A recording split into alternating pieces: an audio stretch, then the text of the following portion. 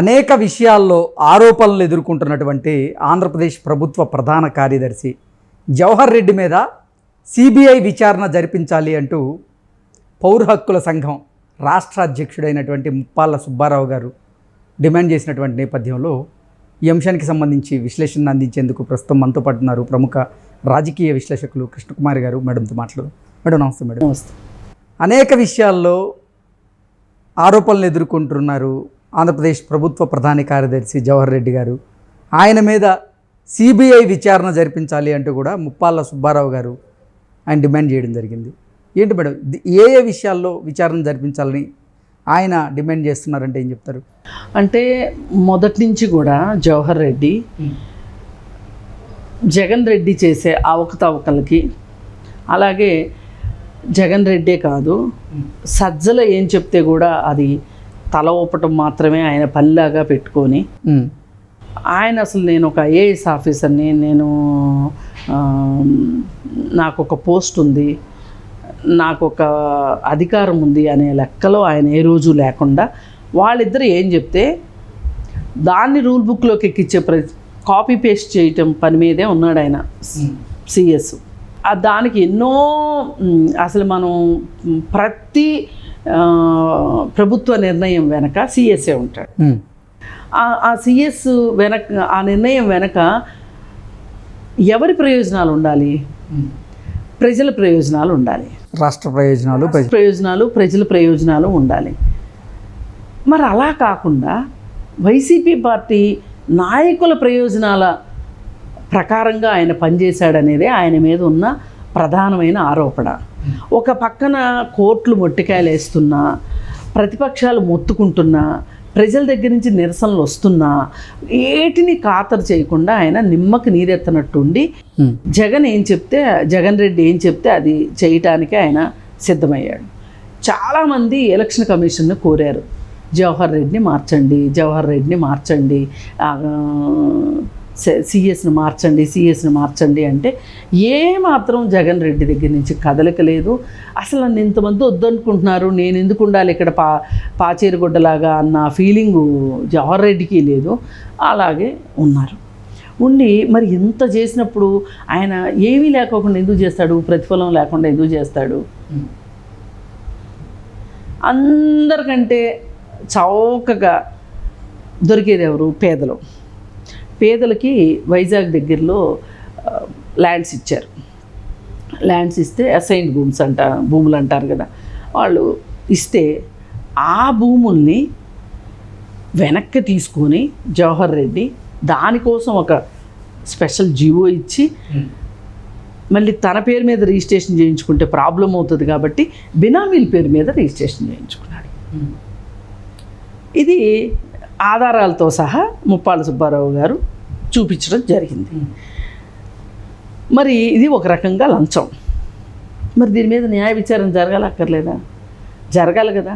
ఇప్పుడు పేదల కోసము న్యాయ విచారణ జరగాలి, ఈయన అవినీతి పరుడు అనేది నిరూపించడానికైనా విచారణ జరగాలి. విచారణ జరగకోకుండా ఊరికే ఓ మాట అనేసిస్తే అయిపోదు కదా. అందుకే అది కోరుకున్నారు. పైగా ఇంకొకటి ఏం చేస్తారు అంటే, రేపొద్దున కౌంటింగ్ జరిగేటప్పుడు కూడా జవహర్ రెడ్డి వల్ల ఇబ్బందులు తలెత్తే ప్రమాదం ఉంది. ఆయన తీసుకునే నిర్ణయాల వల్ల ఆ కౌంటింగ్ అసలు సజావుగా జరుగుతుందా? ఈ కౌంటింగ్లో వైసీపీ పార్టీకి గనక తక్కువ వస్తే గనక, అల్లరి మోకలు గనక చెలరేగి వాళ్ళ ఇష్టానుసారం ప్రవర్తిస్తే అసలు రాష్ట్రం పరిస్థితి ఏంటి? అసలు దీన్ని సజావుగా ఇప్పుడు ఎలక్షను ఓట్లు వేయించుకోవటము, అభ్యర్థులు అవన్నీ ఒక ఎత్తు. ఇప్పుడు ఈవీఎంలో భద్రపరిచి ఉన్నాయి, వీటిని ఓపెన్ చేసి లెక్కించి ఎవరు గెలిచారు ఎవరు ఓడారు అని చెప్పేంత వరకు పరిస్థితులు సజావుగా ఉండాలి. లేకపోతే ఏమవుతుంది? ఈయన కాసిన అక్కల పాలు అయినట్లే కదా. అందుకోసమే ఈయన ముప్పాళ్ళ సుబ్బారావు గట్టిగా మాట్లాడుతున్నారు.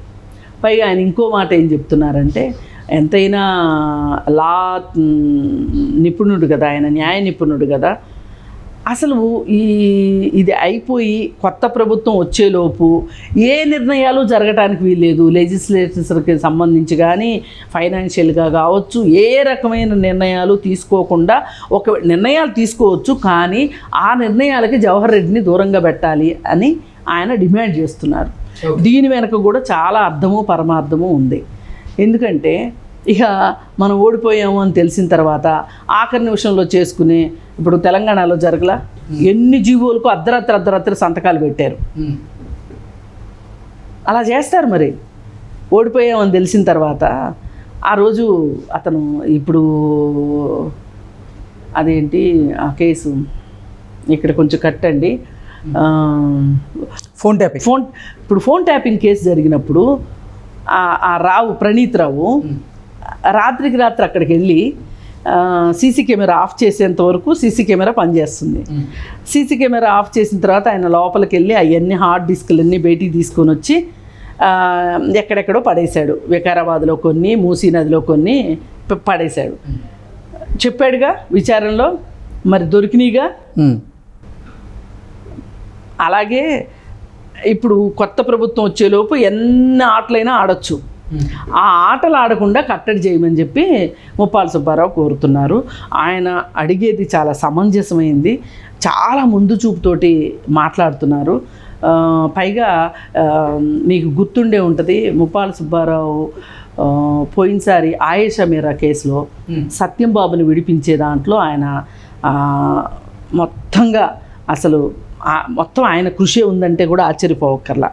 ఆ మరియమ్మకి, ఆ తల్లికి సపోర్ట్గా ఉండి వాళ్ళ అమ్మకి, సత్యంబాబు తల్లికి సత్యంబాబుని బయటికి తీసుకురావటంలో ఆయనే ప్రధాన పాత్ర పోషించారు.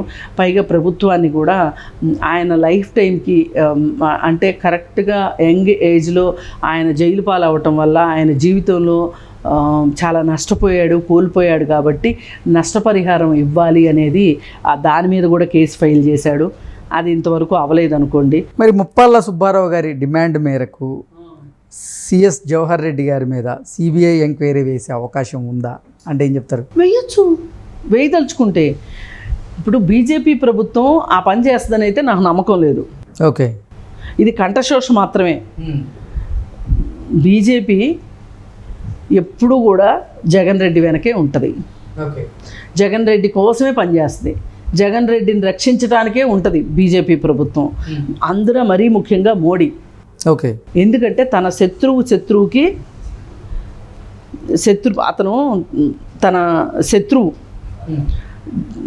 చంద్రబాబు నాయుడిని ఇబ్బందులు పెట్టాలి అంటే జగన్మోహన్ రెడ్డి కావాలి ఆయనకి, మోడీకి. ఇప్పుడు ఏదో కూటమిలో చేరాడని అందరూ సంకలు గుద్దుకుంటున్నారు, కానీ ఆయన కూటమిలో చేరినా చేసింది అటే. అసలు సిఎస్ని మార్చమని అడిగారు, డీజీపీని మార్చమని అడిగారు, ఎన్నికల కమిషన్ స్వతంత్రంగా పనిచేయనివ్వమని కోరుకున్నారు. ఏమన్నా జరిగాయో చెప్పండి? ఇక తప్పక అన్నిటికన్నా తక్కువ ఇబ్బంది లేనిది ఏది అని అంటే డీజీపీని మార్చడం ఒక్కటే. అయినా ఒక్క డీజీపీని మార్చితే అవ్వదు కదా. ఈలోపు విషయం ఇంకాల్సిన చోట్లన్నీ చోట్ల ఇంకేసింది కదా, మరి పెద్ద ఉపయోగం లేదు. కానీ ఇక అడుగుతున్నారు కదా జనాలందరూ అన్నట్లు ఆ పని చేశారు. ఓకే, ఏది ఏమైనా సరే ఎంక్వైరీ అయితే జరగాల్సిందే. కేంద్రంలో ప్రభుత్వం మారితే ఏమైనా ఎంక్వైరీ జరుగుతుందని నమ్ముదాము. లేదు అంటే కనుక ఆంధ్రప్రదేశ్లో రేపు పొద్దున జగన్ రెడ్డికి హవా తగ్గితే, జగన్ రెడ్డితో ఏ ఉపయోగం లేదని మోడీ అనుకుంటే తప్పితే ఇది జరుగుతుందని నేను అనుకోను. కానీ మనం ఆశావహ దృక్పథంతో ఉండటం తప్పు కాదు, మనం ఒక డిమాండ్ పెట్టడం కూడా తప్పు కాదు. కాబట్టి ఆ డిమాండ్ సమంజసమైంది. Okay madam, thank you so much. Thank you.